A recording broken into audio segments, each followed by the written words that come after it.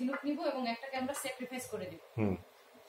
এই স্যাক্রিফাইস করা ঝিনুক থেকে আমরা 10 থেকে 12টার মতো টিস্যু পাবো এবং এই 10 থেকে 12টা টিস্যু দিয়ে মোটামুটি আমরা 4 থেকে 6টা ঝিনুককে অপারেশন করতে পারবো। এখন যে ঝিনুকটাতে অপারেশন করব সেটাকে অবশ্যই আমরা বাঁচায় রাখবো, শুধুমাত্র আমরা যেখান থেকে টিস্যুটা নিব ওটাকে স্যাক্রিফাইস করে দেব।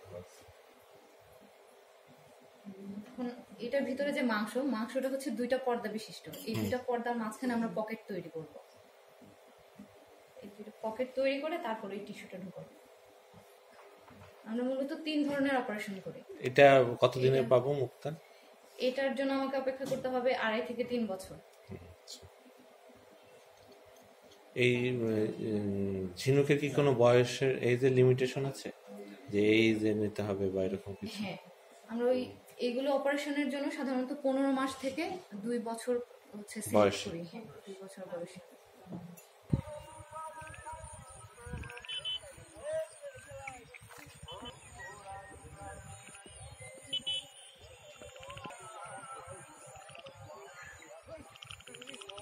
আমি প্রথম মনে করেন যে শুনতে পাইছি যে পত্রিকা বা বিভিন্ন মাধ্যমে যে ট্রেনিং দেওয়া হয়, এটার জন্য অনেক সময় নিচ্ছি।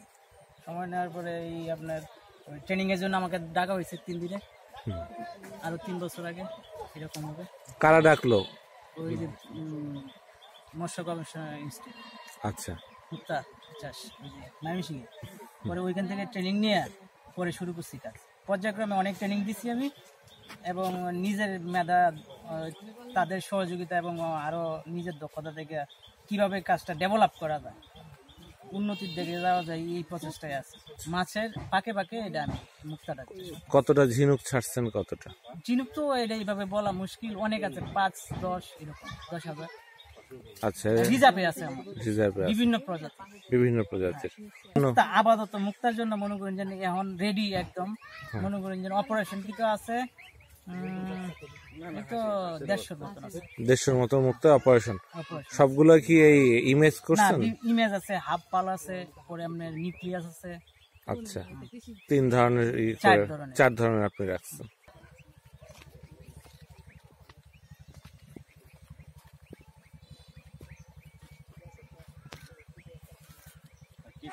মুক্তা উৎপাদনের প্রযুক্তিটি আমাদের জানার প্রয়োজন ছিল এতদিন। How to produce pearl. আল্লাহর অশেষ রহমতে আমরা এখন মুক্তা তৈরি করতে পারি, এবং শুধু এক ধরনের মুক্তা না, আমরা 3 প্রকারের মুক্তা এখন আমাদের ঝিনুকে উৎপাদন করতে পারছি। একটি হচ্ছে মেন্টাল টিস্যু অপারেশনের মাধ্যমে, একটি নিউক্লিয় অপারেশনের মাধ্যমে, আর একটি হচ্ছে ইমেজ পার্ল।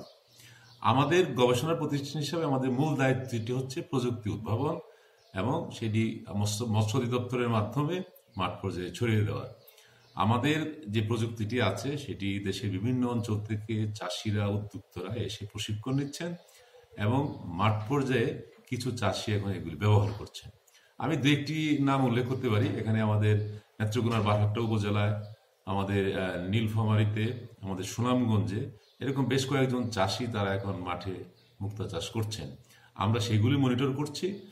আমাদের মুক্তা উৎপাদিত হওয়ার পরে আমরা তখন এটি মার্কেটিং এর একটি ব্যবস্থা আমাদেরকে কিন্তু করতে হবে, কারণ এই বিষয়টি বাংলাদেশের জন্য একেবারেই নতুন, অনেকেই জানে না এই বিষয়টি নিয়ে।